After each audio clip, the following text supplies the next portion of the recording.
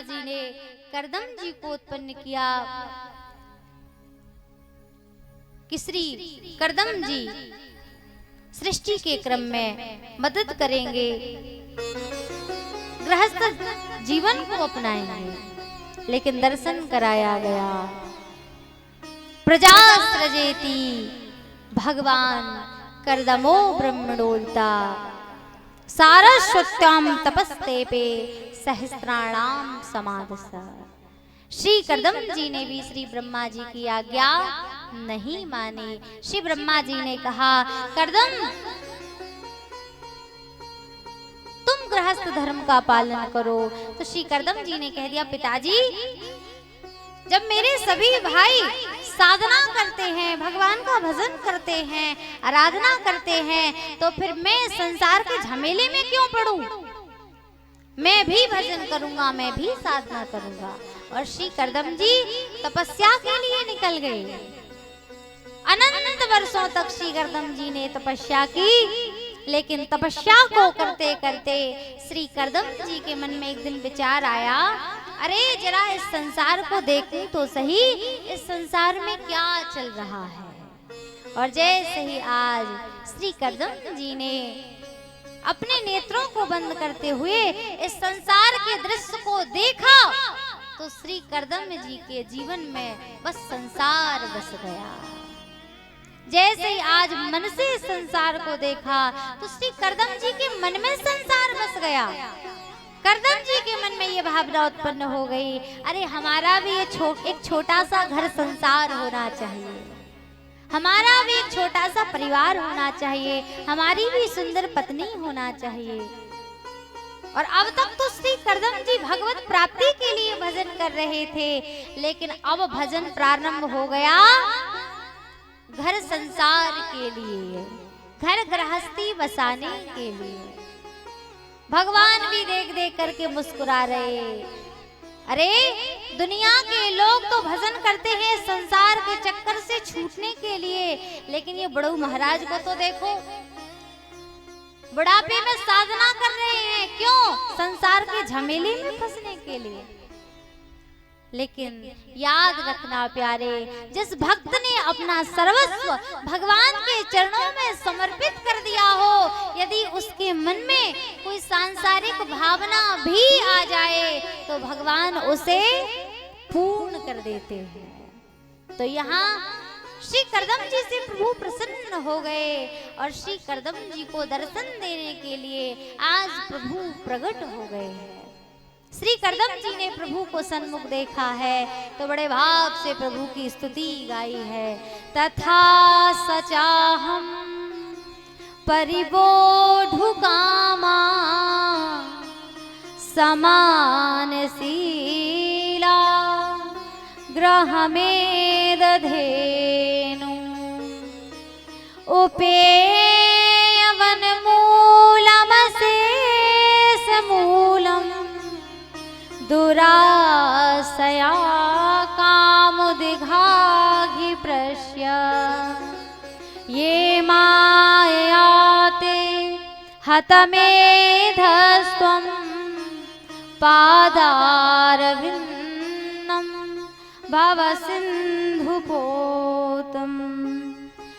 उपासते कामलवायते साम राशिस कामिन्नरेपयेषु। श्री कर्दम जी ने बड़े भाव से प्रभु की स्तुति गाई है।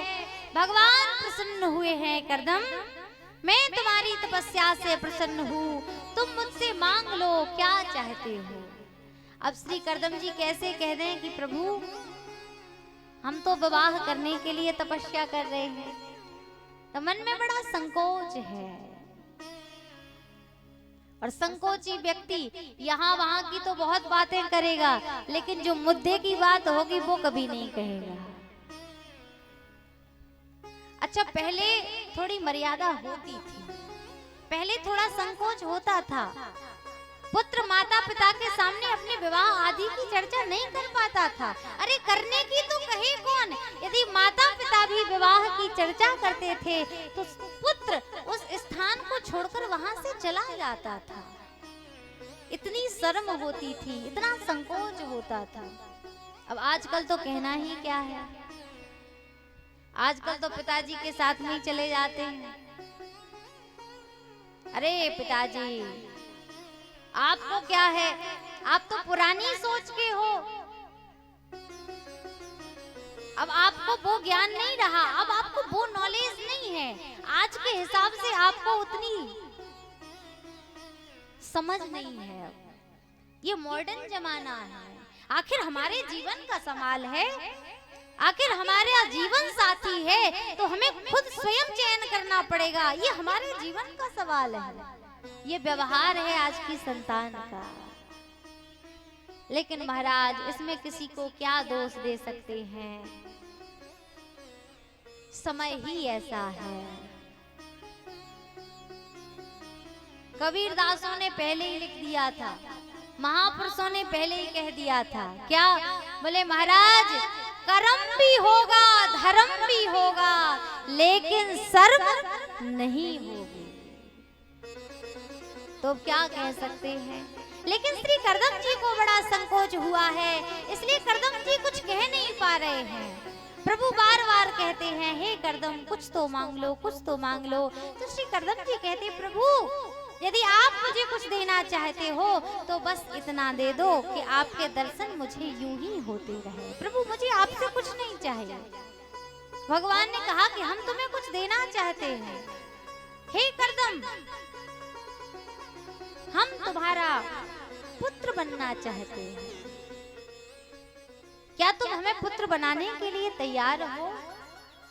तो जैसे ही पुत्र की बात सुनी तो करदम जी समझ गए कि प्रभु वहां तक पहुंच गए जो मैं चाहता हूं। जैसे ही आज प्रभु ने कहा, करदम मैं तुम्हारा पुत्र बनना चाहता हूँ, तो श्री करदम जी बोले कि प्रभु मैं भी आपका पिता बनने के लिए तैयार हूँ, लेकिन उससे पहले आप मेरे पिता बन करके पहले मेरा विवाह करवाइए।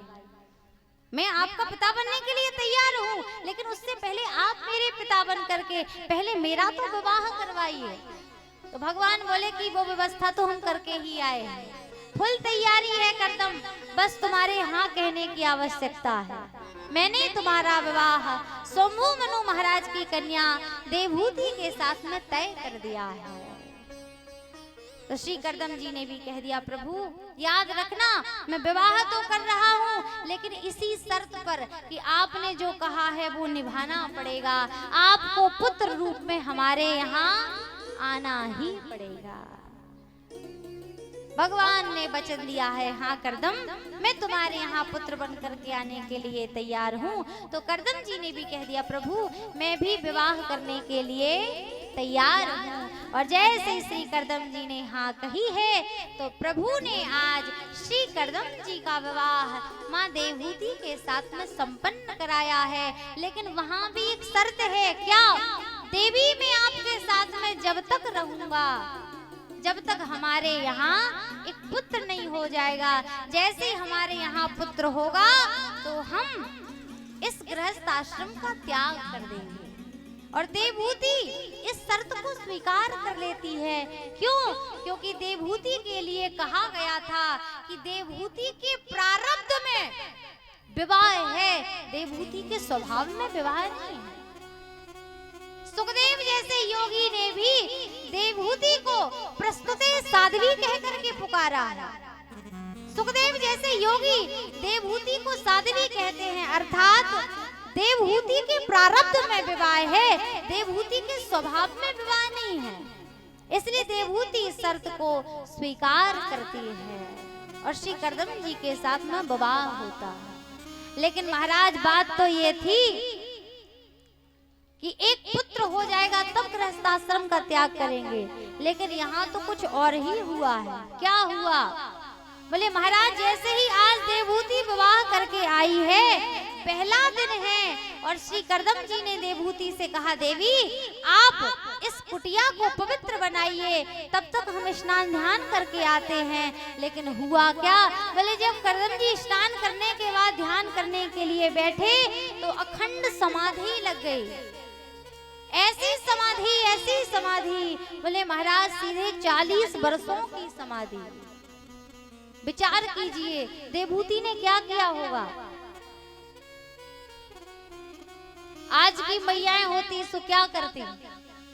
बोले महाराज पहला ही तो दिन है और ये दृश्य देखती तो उठाती अपना बैग, लगाती पिताजी को फोन, पिताजी अच्छा बाबरा पति ढूंढा, अच्छा घर वर देखा, पहले दिन ही तपस्या के लिए चला गया, अब हम क्या इस जंगल में पत्ते खाएंगे। पिताजी आप आ जाइए, हमें ले जाइए, हम यहाँ एक पल नहीं रह सकते, है ना। अपने मायके चली जाती। लेकिन याद रखना जो देवी अपने ससुराल का परित्याग करके अपने पिता के घर जाती है, अच्छा हंसी खुशी में जाए वो एक अलग बात है, उत्सव में जाए वो एक अलग बात है, लेकिन ऐसी परिस्थितियों में कि जहां पर आपके सेवा की आवश्यकता है, जहां पर आपके सहयोग की आवश्यकता है, उस स्थिति में, उस परिस्थिति में यदि पत्नी ससुराल का त्याग करके मायके चली जाती है, पिता के घर चली जाती है, तो दर्शन कराया गया वो एक कल्प तक सूकर की योगिनी भोगते हुए नरक का वास करती है, नरक की गामी बन जाती है। इसलिए स्त्री को चाहिए अच्छा हंसी खुशी से खूब जाए, लेकिन ऐसे संकट में सेवा के समय पर पति का परित्याग करके नहीं जाना चाहिए। यहाँ देवभूति ने क्या किया, मायके गई नहीं, 40 वर्षों तक पति की सेवा में नहीं। क्यों? क्योंकि देवभूति को विश्वास था मेरे पति ने कहा है एक पुत्र हो जाएगा तब गृहस्थ आश्रम का त्याग करूंगा, और अभी तो एक पुत्र हुआ ही नहीं है, अभी तक तो गृहस्थ आश्रम में प्रवेश ही नहीं हुआ है। तो देवभूति को विश्वास है मेरे पति ने जो वचन दिया है वो अवश्य पूर्ण करेंगे। और याद रखना प्यारे, विश्वास ही संबंधों का आधार है। सबरी को विश्वास ही तो हुआ था गुरु मंत्र पर, गुरु वाणी पर, जिसके कारण सबरी को श्री राम के दर्शन हो गए थे। यह है विश्वास की शक्ति, इसलिए विश्वास होना चाहिए। देवभूति को विश्वास है, इसलिए देवभूति 40 वर्षों तक अपने पति की सेवा करती है। देवभूति जानती है कि उसका धर्म पति की सेवा करना है, क्योंकि शास्त्र कहते हैं पति ही परमेश्वर है, पत्नी के लिए उसका पति ही परमेश्वर होता है। आजकल तो महाराज केवल परमेश्वर नाम जैसा शब्द विनोद के लिए होता है, उपहास के लिए। दर्शन कराया गया। बोले महाराज एक बार एक पति ने जाकर अपनी पत्नी से कहा सेवा करवाने के लिए, सुनो पति परमेश्वर होता है। सो पत्नी हंस करके बोली अरे ये तो पुराना फार्मूला है, सदियों से चला आ रहा है, ये तो कहने को होता है, मानता कौन है। अब पति का दिमाग ठनका कि मैं तो बड़ी सेवा कराना चाहता था, इसने तो बात को यूं ही बहला दिया। सो पति ने आज पूरी रात्रि में चिंतन किया, और जैसे ही प्रातः काल हुआ सो पत्नी के पास पहुंचा योजना लेकर। इसे ध्यान आया कि इसकी पत्नी जो है वो गणेश जी महाराज की बड़ी भक्त है, तो इसलिए आज प्रातः काल पहुंचा पत्नी के पास और बोला सुनो पति गणपति होता है, पति गणपति होता है। तो पत्नी बोले, पत्नी ने जैसे ही सुना तो सुन करके हंसी और हंस करके बोली सुनो, बोले अगर ऐसा हुआ करता होता ना तो बोले हर साल तो विसर्जन करती और हर साल नए गणपति को घर में लेकर के आती। ये है आज के समाज में दशा। लेकिन दर्शन कराया गया, दाम्पत्य जीवन जो है वो बड़ा सुंदर होना चाहिए। ये बात कहने की नहीं है पति परमेश्वर है, पति सच में परमेश्वर है, लेकिन उसकी कदर नहीं है। क्यों नहीं है? तो एक देवी ने कहा, बोले महाराज मायका त्यागा ससुराल मिला, माता पिता त्यागे, सास ससुर मिले, भाई त्यागा, देवर मिला, बहन त्यागी, ननंद मिली, लेकिन पति तो मुफ्त में ही मिल गया, तो कदर कहाँ से हो? कदर क्यों नहीं है? बोले पति मुफ्त में ही मिल गया, कुछ त्यागना ही नहीं पड़ा, तो इसलिए कदर ही नहीं है। लेकिन ये उपहास का विषय नहीं है। दाम्पत्य जीवन श्रेष्ठ होना चाहिए। दाम्पत्य जीवन में केवल झगड़ा नहीं होना चाहिए, दाम्पत्य जीवन में सामंजस्य होना चाहिए। आजकल के दाम्पत्य जीवनों में केवल बस झगड़ा ही नजर आता है। रोज तो दिवाली के पटाखे फूट रहे हैं और रोज होली के रंग खिल रहे हैं, लेकिन याद रखना, जिनके घर में झगड़ा होता है उनकी छत की मुड़ेलियों पर कभी कौआ भी नहीं बैठते। क्यों? बोले कौआ भी कहते इस घर में तो पहले से भी बहुत कौए हैं काव काव करने, हमारी क्या आवश्यकता है, ऑलरेडी इस घर में कौए हैं काव काव करने के लिए। तो इसलिए हमें चाहिए सामंजस्य हो, पत्नी को पति के अनुकूल चलना चाहिए, ये नहीं कि पति को अपने अनुकूल चलाओ। आजकल की देवियां पति को अपने अनुकूल चलाना चाहती हैं, हमें जो अच्छा लगता है वो करो, हम जो कहते हैं वो करो, लेकिन ऐसा नहीं है।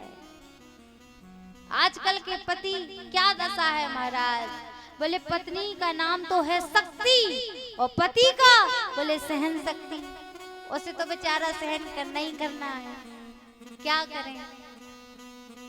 लेकिन दाम्पत्य जीवन ऐसा हो कि पत्नी गुस्से में कुछ कह दे तो पति को सह लेना चाहिए, पति गुस्से में कुछ कह दे तो पत्नी को हंसी में टाल देना चाहिए। छोटा सा उदाहरण आया, एक बार पत्नी ने अपने पति से कुछ कार्य के लिए कहा, पति ने सुना नहीं, अनसुनी दे दी, लेकिन जैसे ही बाहर निकला तो बड़ी जोर की बारिश, पूरा भीग गया।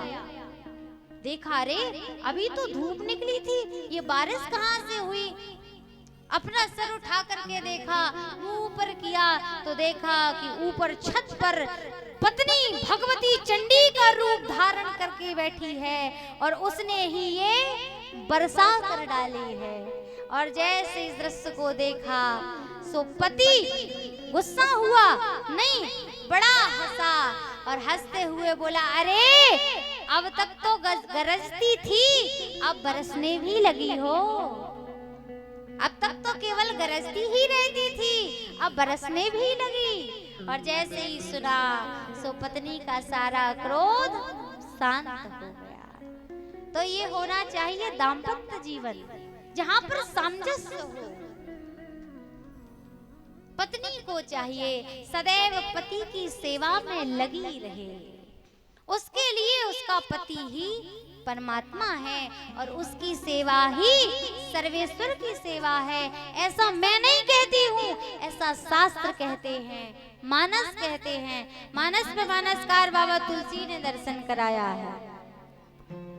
पति अनुकूल सदा रहे सीता, पति अनुकूल सदा रहे सीता, पति अनुकूल सदा रहे सीता, पति अनुकूल सदा रहे सीता।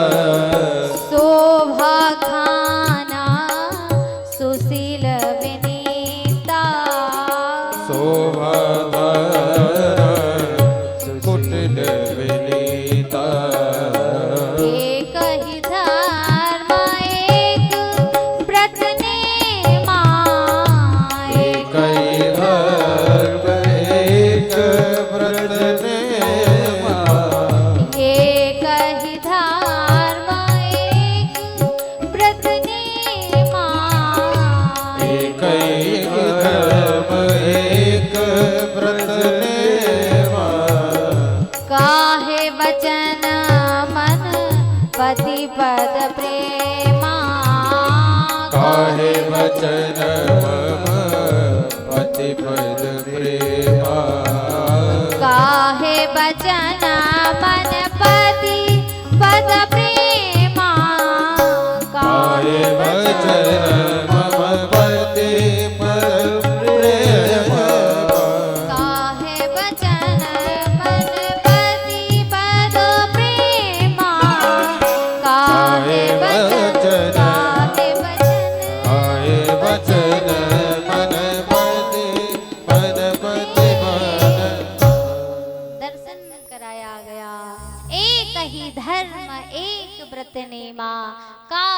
वचन मन पति पद प्रेमा।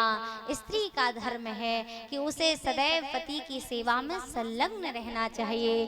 ठीक उसी प्रकार से देवहूति रहती है 40 वर्षों तक इस वन में रह करके अपने पति की सेवा करती हैं, लेकिन जैसे ही 40 वर्षों के बाद पति की समाधि खुली है और जैसे ही आज देवहूति को सामने देखा है तो पहचान भी नहीं पाए।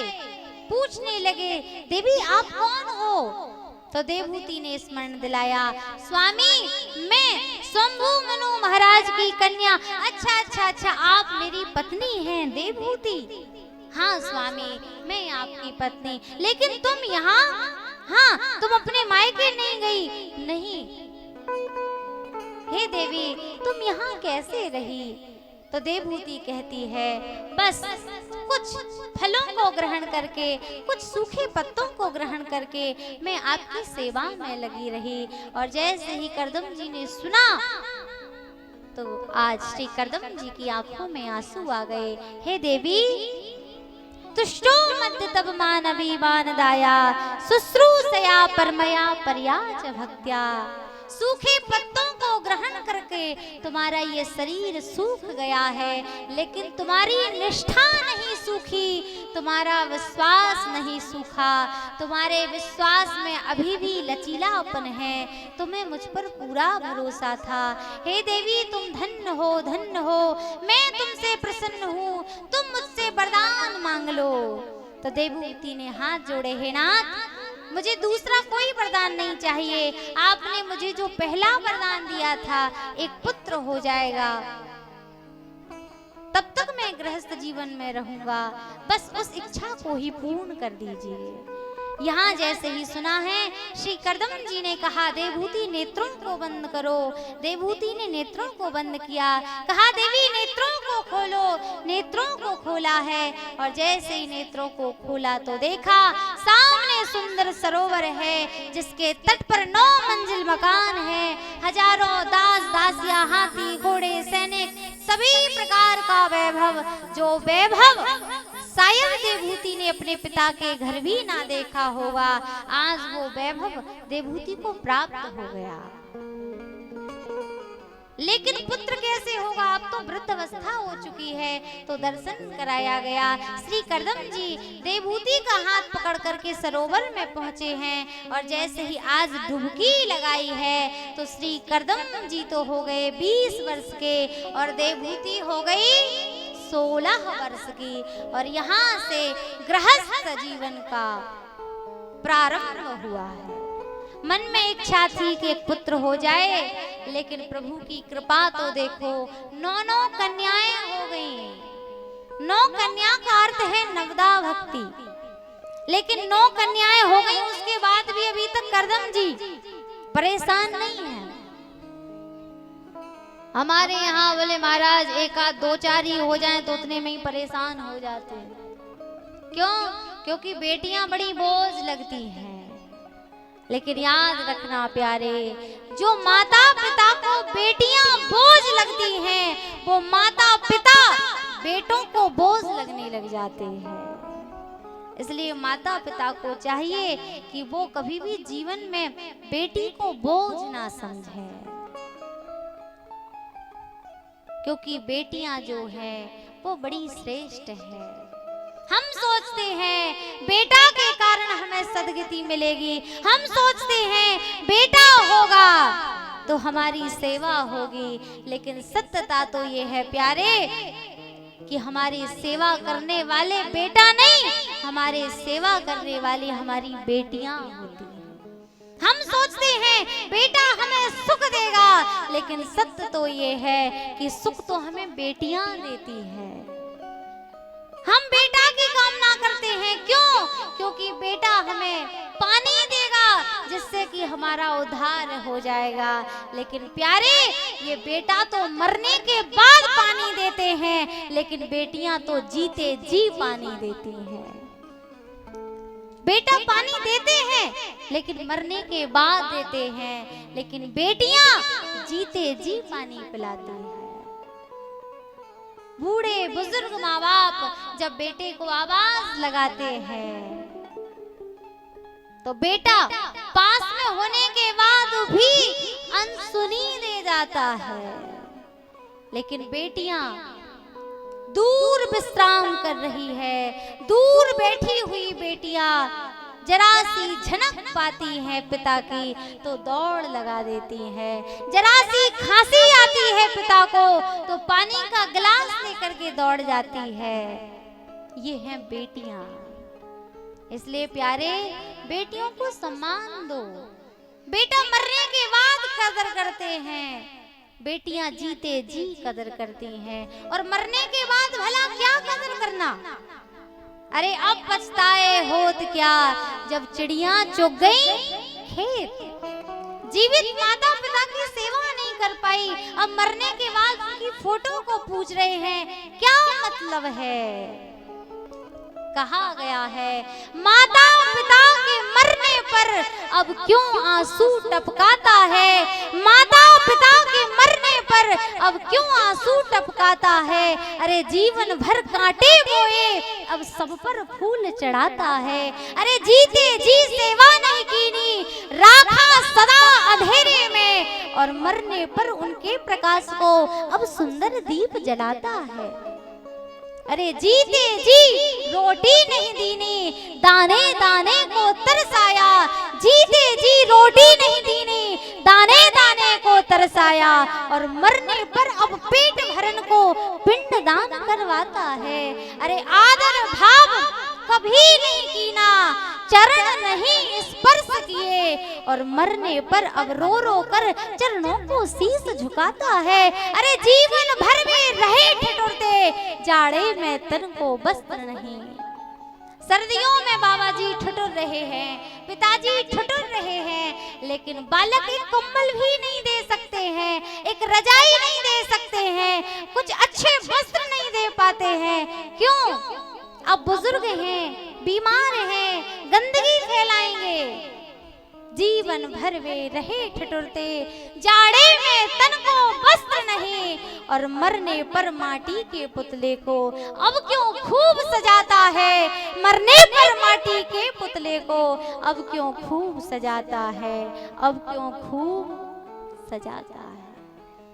जिस माँ ने अपने लघु से सींचा है, जिस माँ ने अपनी ममता को लुटा दिया है, उस माँ की कदर को ना समझा। माँ ने तुझको ममता दीनी, तब तूने माँ मानी, लेकिन बेटा तूने माँ की कदर न जानी। 9 महीने तुझे कोख में रखा, सारे सुख दुख झेले। 9 महीने जिस माँ ने अपनी कोख में रखा है, सारे सुख दुखों को झेला है, वही माँ, उसकी कोई कद्र नहीं होती है। जो माँ खुद गीले में सोकर माता तुझे सूखे में सुलाती, तुझको दूध पिलाती वो माता खुद भूखी सो जाती, लेकिन बेटा तूने माँ की कदर न जानी। बड़ा हुआ तो माँ ने जाने क्या क्या आस लगाई, अरे धूमधाम से कीनी सगाई, दुल्हन घर में आई, लेकिन जिस दिन दुल्हन घर में आई माँ बन गई नौकरानी। अरे बेटा तूने दूध की कदर न जानी, अरे बेटा तूने माँ की कदर न जानी। चौथे पन का हुआ सहारा, बुढ़िया आस लगाए, प्यार से माता पानी मांगे, लेकिन बेटा पास ना आए। प्यार से माता पानी मांगे, लेकिन बेटा पास ना आए। जिसने तुझको दूध पिलाया, जिसने तुझको दूध पिलाया, उसे तू पिला सका ना पानी। अरे बेटा तूने माँ की कदर न जानी। ऐसे हैं ये आज के बेटा, जिन माता पिता ने क्या क्या नहीं किया, पढ़ाया लिखाया पाला पोसा, कैसे किया, कितना परिश्रम किया, इन पर कोई फर्क नहीं पड़ता। ये कहते अरे वो तो आपका फर्ज था, सो आपने किया। लेकिन जब खुद पिता बनते हैं तब समझ में आता है कि ये फर्ज था या कर्ज था, आखिर ये था तो था क्या। ये है बेटों की दशा समाज में। लेकिन बेटियां सदैव अपने माता पिता की कद्र करती हैं। ओस की एक बूंद होती है बेटियां, इस पर खुरदरा हो तो रोती है बेटियां। बेटा यदि दीपक है तो उसमें जगमगाती ज्योति है बेटियां। अरे बेटा यदि आन है तो शान है बेटियां। बेटा यदि कुल का दीपक है तो दो दो कुल की लाज होती है बेटियां। ऐसी बेटियों को सम्मान मिलना चाहिए, प्यार मिलना चाहिए। और इस उद्देश्य को लेकर के यहाँ पर हमारे आज भागवत कथा के मध्य में विराजमान है बेटी क्लब की संस्था, जो प्रतिपल प्रति क्षण इस प्रयास में है बेटी बचाओ, बेटी पढ़ाओ, बेटी पढ़ाओ। बेटी को सम्मान मिलना चाहिए, बेटियों को सम्मान मिलना चाहिए, प्यार मिलना चाहिए, स्नेह मिलना चाहिए। इस भाव को लेकर, इस उद्देश्य को लेकर के अपने अपने कार्यों को छोड़ करके अपने अनमोल समय को लगा रही है। आप हमारे संत वाणी चैनल को सब्सक्राइब करें, वीडियो को लाइक करें, शेयर करें और हाँ, बेल आइकन पर क्लिक करना बिल्कुल ना भूलें, ताकि हमारी किसी भी वीडियो की सूचना सबसे पहले आपको मिले।